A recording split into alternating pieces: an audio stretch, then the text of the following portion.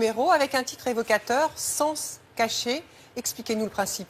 Alors dans le tourbillon de l'actualité, aujourd'hui tout va très vite, on a décidé de prendre du temps et de chercher le sens caché. Des événements, d'un discours, ça peut être un mot, une image ou une tendance. Alors pour cette première, quel sens caché avez-vous débusqué, Élise? On s'est intéressé au discours de Marine Le Pen. Marine Le Pen dit-elle la vérité, comme elle l'affirme souvent? Alors nous avons vérifié les chiffres, comparés aux faits. On s'est intéressé aussi au choix des mots. Que dit-elle? Et surtout, dit-elle autre chose que son père? Une chercheuse a analysé presque scientifiquement ces discours et vous allez voir, si les mots sont nouveaux, les idées, elles, n'ont pas vraiment changé. Voici donc votre reportage, Élise. Marine Le Pen, la bataille des mots. Vous l'avez réalisé avec Guylain Delaval. Il a été tourné avant les attentats du 13 novembre dernier. Regardez. Ce jour-là, j'ai rendez-vous à Calais pour assister à un meeting de campagne de Marine Le Pen. J'ai en tête les reproches qu'elle fait très souvent aux journalistes. Non, vous résumez de manière caricaturale. Vous écoutez en fait plus que vous ne m'écoutez, c'est ça. C'est le problème du journalisme actuel. Nous allons justement la prendre au mot, l'écouter attentivement. Dans ce cabaret, transformé en tribune politique, 500 personnes accueillent la candidate du Front National.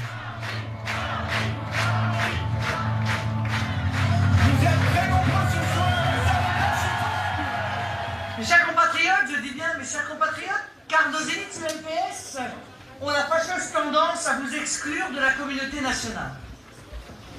Vous, citoyens de Calais, vous êtes régulièrement oubliés, méprisés et humiliés. Très vite, Marine Le Pen parle d'immigration. Le message est clair, la France ne peut plus accueillir de migrants. Nous avons atteint le seuil de saturation depuis bien longtemps. Un thème qu'elle décline longuement pendant ses 50 minutes de discours. Elle conclut avec un mauvais présage qui, selon elle, menace la région et la France.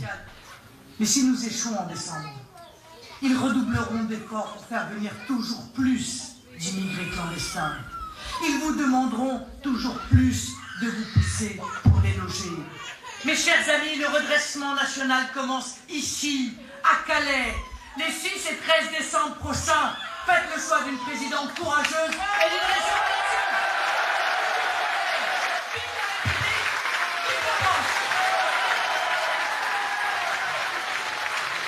Dans la salle, le même mot revient dans la bouche des militants. La vérité. Que des vérités. Elle n'est pas aussi extrême que son père, mais elle est juste. Il est effrayé, il est effrayé. Marine est très... Oui, elle a une façon de parler qui fait qu'on a envie de voter pour elle. Nous nous sommes plongés dans des dizaines d'heures de discours et d'interviews de Marine Le Pen. Nous les avons montrés à des spécialistes. Nous avons vérifié les chiffres, les faits, étudié le langage. Marine Le Pen dit-elle la vérité? Que dit-elle et comment le dit-elle? Quels sont ses mots? En quoi est-ce que ses propos diffèrent de ceux de son père?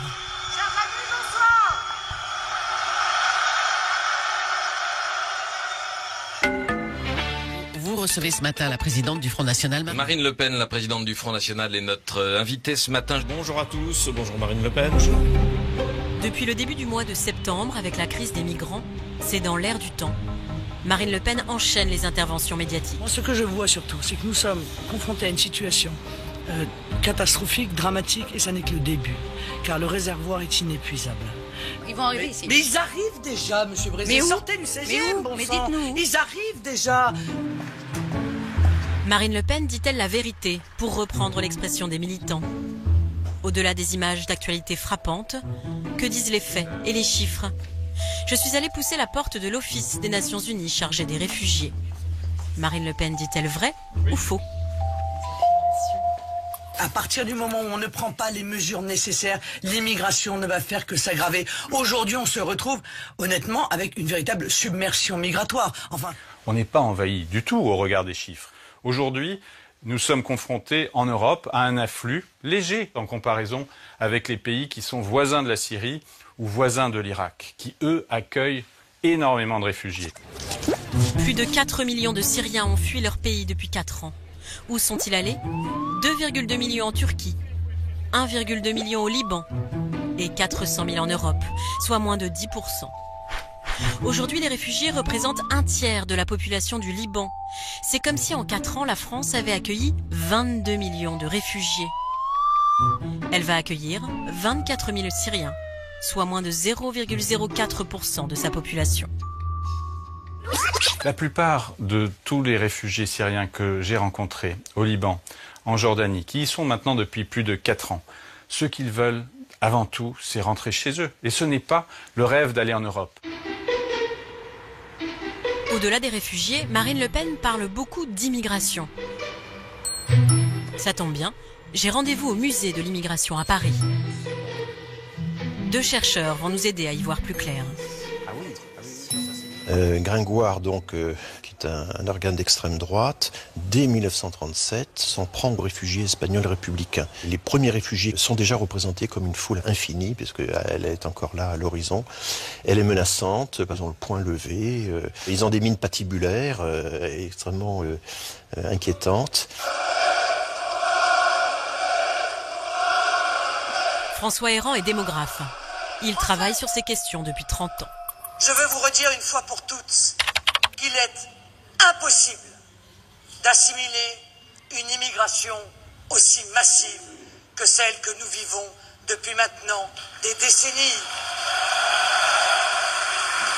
10 millions d'étrangers entrés dans notre pays en 30 ans.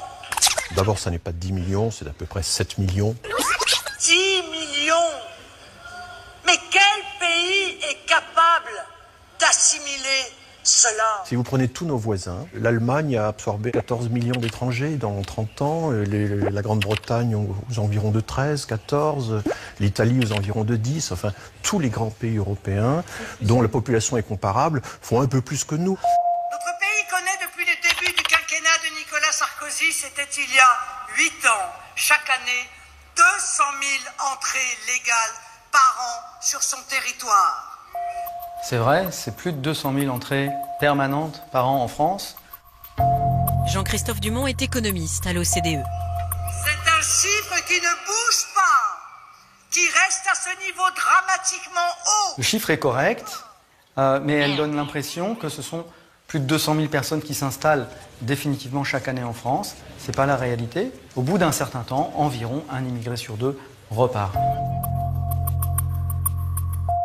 L'immigration d'aujourd'hui est une immigration économique, dans un pays économiquement exsangue, qui grève nos comptes sociaux, pèse à la baisse sur nos salaires, déstabilise le marché de l'emploi. La réalité, au niveau macroéconomique, c'est que l'immigration n'a pas d'effet significatif sur les salaires et le chômage. On sous-entend que l'économie est un gâteau et qu'on a plus de convives, donc on va faire des plus petites parts pour partager entre tout le monde. Mais c'est pas comme ça que ça fonctionne l'économie. Parce que quand des gens contribuent au marché du travail, ils contribuent à faire augmenter la taille du gâteau. Si Marine Le Pen ne dit donc pas toujours la vérité, pourquoi son discours parle-t-il autant aux électeurs? Criez votre colère! Hurlez votre espérance! Et surtout, pourquoi ces mots à elle convainquent plus que ceux de son père? Bougez-vous!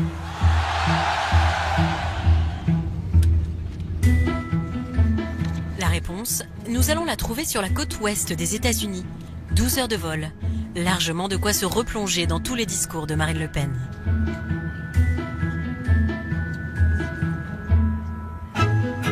C'est en Californie, à la prestigieuse université de Stanford, que m'attend une chercheuse française.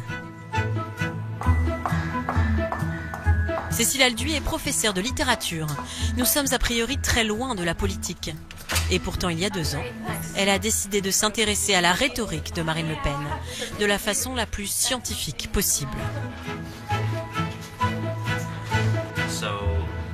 Là, ce sont tous les discours de Jean-Marie Le Pen dans la base de données, et on a un autre fichier pour Marine Le Pen. On a donc compilé 500 textes de Jean-Marie Le Pen, de Marine Le Pen, de 1987 à 2013. Et on essaie de voir c'est quoi les zones où ils se superposent, où ils disent la même chose avec les mêmes mots. Près d'1 million de mots passés au crible du logiciel. Et la surprise, il y a peu de superposition. En bleu, les expressions de Marine Le Pen. En rouge, celles de son père. Et donc là, la première chose, c'était grosse surprise quand même. Parce qu'il y a très peu de mots qui sont communs. Mais ça, c'est pas de l'ordre de l'intuition. Ah ben non, c'est vraiment pas du tout mon intuition d'ailleurs au départ. Je pensais qu'il y aurait beaucoup plus de recoupements dans les expressions utilisées. Mais elle a son style, au sens vraiment littéraire du terme, son idiolecte, à elle. Et donc elle choisit ses propres expressions. Et donc le choix des mots, ça semble, un petit peu anodin à la surface, mais en politique, c'est ça qui va faire le succès ou l'insuccès. Ce soir, Cécile Alduy donne une conférence à Stanford, devant d'autres universitaires, pour rendre compte des résultats de son travail. Le principal élément qui émerge, c'est que Marine Le Pen fait de la réédition très habile des discours de son père. Elle sait ce qu'il faut couper, ce qu'il faut garder, ce qu'il faut ajouter. Et d'abord, elle utilise le bouton « Supprime ». Marine Le Pen a effacé certains mots. Jamais elle ne parle de race, ni de français de souche. Aucun jeu de mots antisémite finit les chambres à gaz, point de détail de l'histoire. Les algorithmes que Cécile a utilisés lui ont révélé autre chose. Marine Le Pen n'a pas le même discours en fonction de son auditoire. Par exemple, sur l'immigration. Là, ce sont les mots les plus fréquents associés à l'immigration à la télévision. Ce qui vient d'abord, c'est la dimension économique. Dépenses, financement, économie, chômage. Quand elle est devant les militants, ce n'est plus du tout la même musique. Et ce n'est pas moi qui le dis, c'est le logiciel. Elle parle de ravages de l'immigration, solitude, isolement et la menace sur notre prospérité, notre sécurité, notre unité et notre identité. Démonstration, extrait à l'appui. Et celle-ci s'est plutôt bien déroulée. Encore une fois, je n'ai pas de haine à l'égard des étrangers. Ça n'est pas le racisme qui me pousse. Je ne suis pas raciste. Je dis que l'immigration est un problème économique et qu'il faut le traiter comme un problème économique. Ça, c'est une phrase qui illustre vraiment la façade médiatique du discours sur l'immigration du Front National aujourd'hui. Ça réduit l'immigration à quelque chose de rationnel. Elle dit qu'il faut une immigration raisonnable et une logique purement arithmétique. C'est mathématique, il y a 5 millions de chômeurs, il y a 8 millions de pauvres. En gros, c'est pas que ce sont des immigrés, c'est que ce sont des gens en plus. Sorti des plateaux de télévision, le message n'est plus le même. Ces chiffres montrent que non seulement l'immigration en France n'a pas été freinée, mais qu'elle est volontairement accélérée dans un processus fou dont on se demande s'il n'a pas pour objectif le remplacement pur et simple de la population française. On entend dans certains quartiers que lorsqu'une personne âgée meurt, c'est une famille immigrée qui la remplace dans son appartement HLM. Le remplacement, c'est une obsession du Front National. C'est une obsession de longue date, qui a déjà été exprimée de multiples fois par Jean-Marie Le Pen, y compris dans ses programmes électoraux. Quand on l'interroge, je dis « Oh non, je crois pas du tout aux théories de complot, je suis très rationnelle, etc. » Mais Marine Le Pen, quand elle est face aux militants, elle en parle. C'est quoi le grand remplacement? Alors, le grand remplacement, c'est une thèse qui a été élaborée par Renaud Camus, qui dit que il y a donc un complot mondial qui est organisé pour que des populations immigrées viennent et remplacent les Français de souche. Est-ce que ça renvoie à l'idée d'un grand remplacement? Non mais en l'occurrence, je n'ai pas utilisé ce terme, et j'ai fait, encore une fois, une référence parce que je crois que... Est-ce que ça renvoie à l'idée soutenue par certains sociétés? Vous êtes un combattant sémantique, vous adorez ça, les débats de mots, etc. Effectivement, elle prend bien soin de ne pas utiliser le mot remplacement lorsqu'elle est à la télévision ou à la radio. Donc elle va lisser son vocabulaire pour présenter une image présidentiable, de gouvernante qui gérerait très bien la Maison France. Un double discours qui n'est pas inhabituel. Voici un autre exemple, ce qu'est être français pour Marine Le Pen, ici sur France 2. Je tiens, et merci de me permettre de le faire, à rappeler une bonne fois pour toutes. La priorité nationale est un avantage donné en matière d'emploi ou de logement aux Français, pas aux Blancs, pas aux Français de souche, à ceux qui ont la nationalité française, quelle que soit leur origine, quelle que soit leur religion. En meeting, la définition change du tout au tout. Il faut une nature.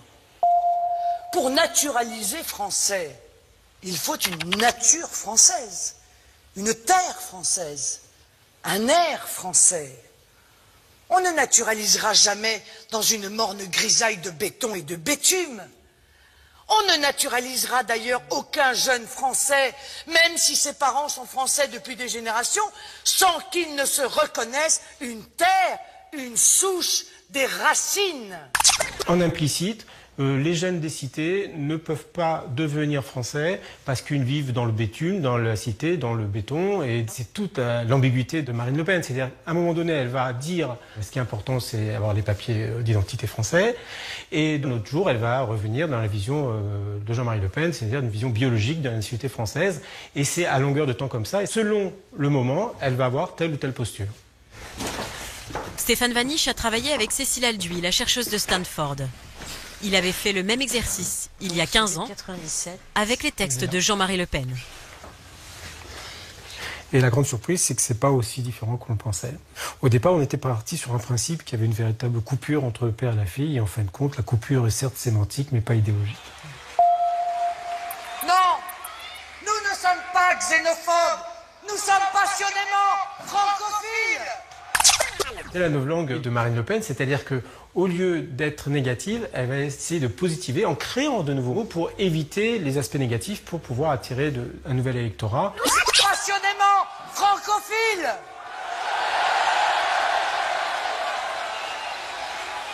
Nous ne voulons plus.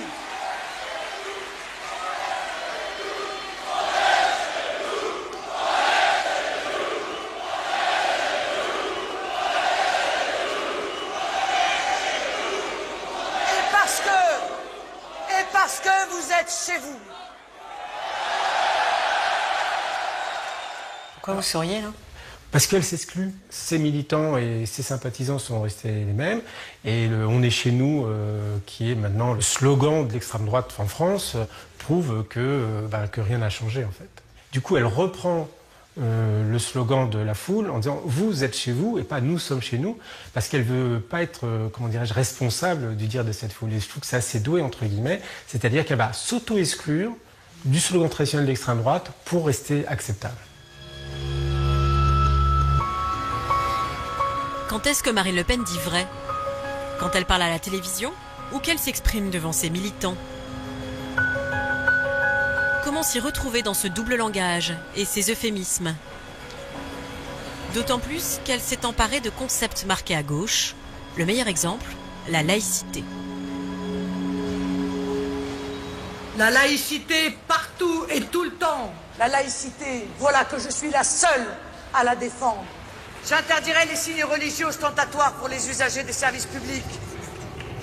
Je n'ai pas à connaître la religion de la voyageuse qui est à côté de moi dans le train.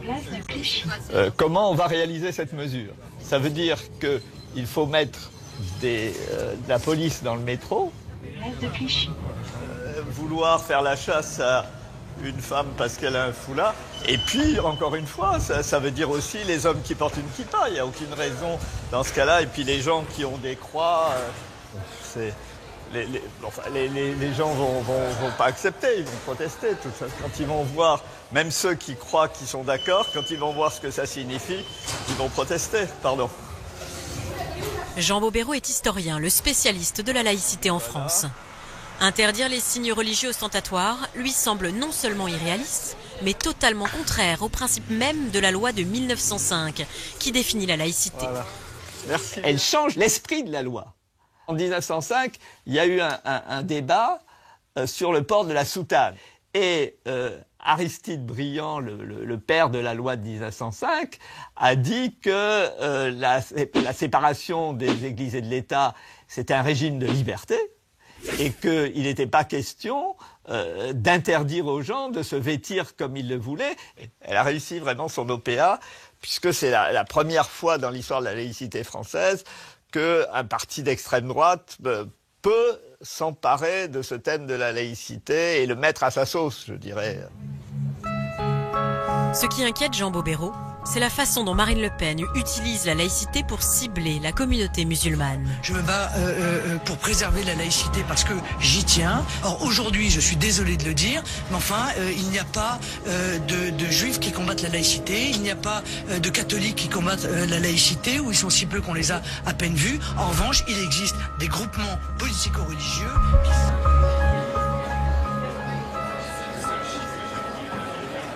Quand Marine Le Pen s'est emparée du thème de la laïcité, eh bien, si vous écoutez attentivement ses discours, quand elle dit « j'ai pas à connaître la religion de ma voisine dans le train », tout le public comprend qu'en fait, seules les femmes qui portent un foulard sont visées, puisqu'elle parle de la voisine.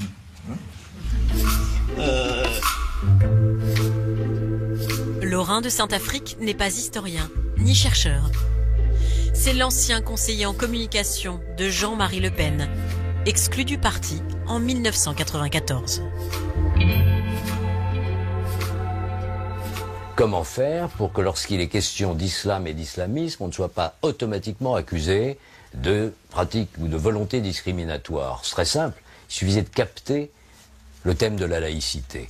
Eh bien là, elle atteint tout de même des couches de la population qui jusqu'à présent pensaient racisme, et qui maintenant voit liberté républicaine grâce à ce mot dont elle s'est emparée avec beaucoup d'efficacité. Laurin de Saint-Affrique croit pourtant déceler quelques grains de sable dans ce nouveau langage. Par exemple, lorsqu'elle compare les prières de rue à l'occupation. Et puis il y a eu des prières sur la voie publique. Je suis désolé, mais pour ceux qui aiment beaucoup parler de la Seconde Guerre mondiale, s'il s'agit de parler d'occupation, on pourrait en parler. Ou sur un tout autre sujet, lors du dernier discours du 1er mai 2015, en hommage à Jeanne d'Arc. Jeanne d'Arc est une icône française car elle symbolise à elle seule l'esprit de résistance, la foi en son pays et le triomphe de la volonté. Près de 6 siècles... Le triomphe de la volonté, ça vous avait fait réagir à l'époque? Oui, c'est vrai, parce que je ne savais pas que la cinéphilie de Marine Le Pen pouvait aller jusqu'à s'intéresser au cinéma allemand des années 30. Le triomphe de la volonté, c'est avec Les Dieux du Stade, l'un des deux grands films d'une réalisatrice et cinéaste allemande qui s'appelait Leni Riefenstahl et qui était la grande cinéaste de la période du national-socialisme.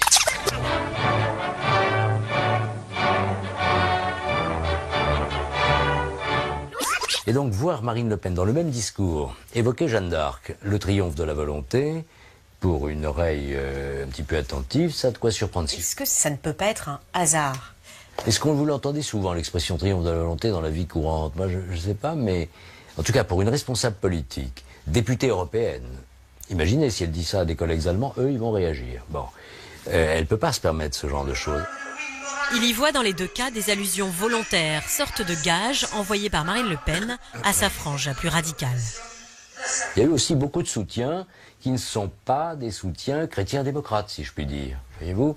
Et on sait quel part ils ont eu, y compris personnellement pour Marine Le Pen, dans son accession à la présidence du Front National. Et donc il faut quand même, de temps en temps, envoyer quelque chose de ce côté-là. Un peu tiré par les cheveux, peut-être. D'autant plus que dans ce contexte de brouille père-fille, Laurin de Saint-Affrique vient de se réconcilier avec Jean-Marie Le Pen. Ils retravaillent dorénavant ensemble. Pourtant, nous avons trouvé d'autres allusions. Comme dans cette interview donnée à Radio Classique au mois de septembre dernier.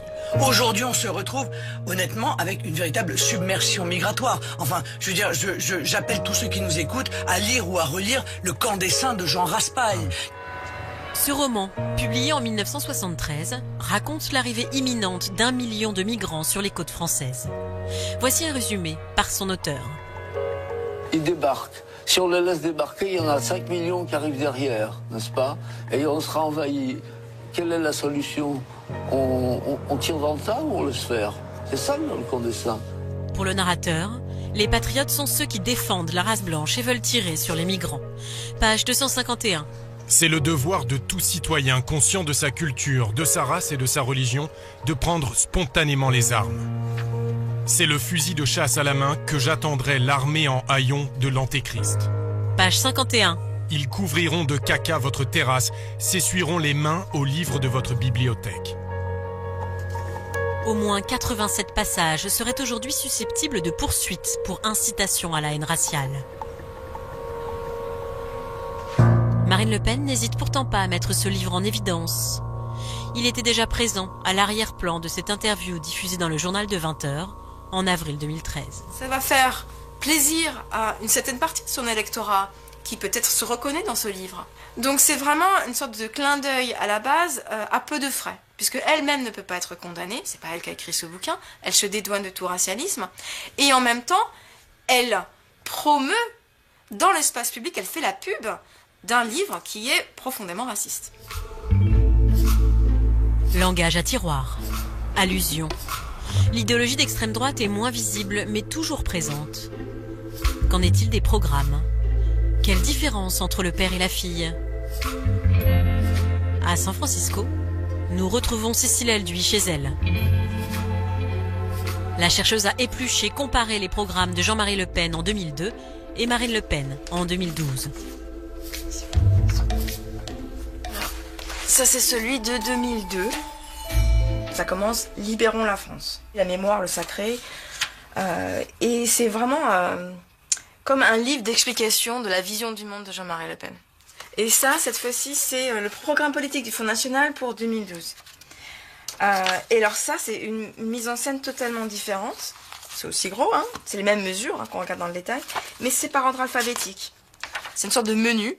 Et on peut choisir selon nos centres d'intérêt. Donc, vous êtes agriculteur, vous allez regarder à A, agriculture.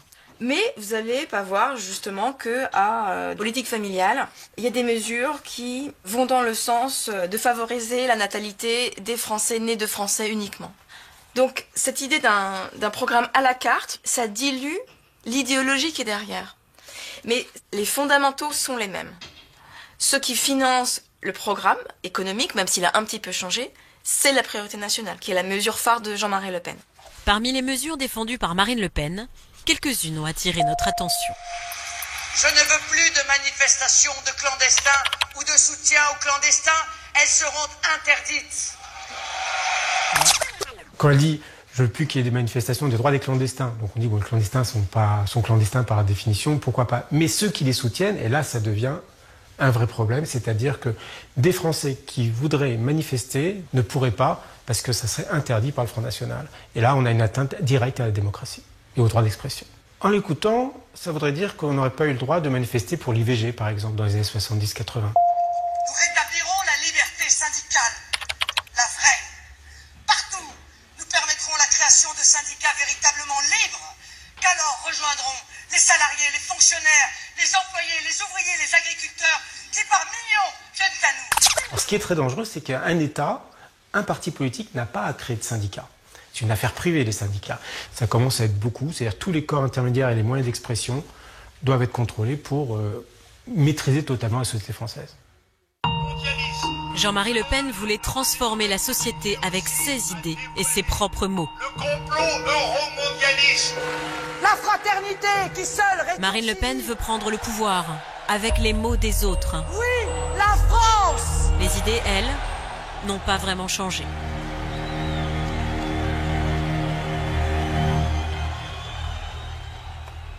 Et cette rubrique Sans se cacher, vous la retrouverez désormais régulièrement le jeudi dans Envoyé spécial.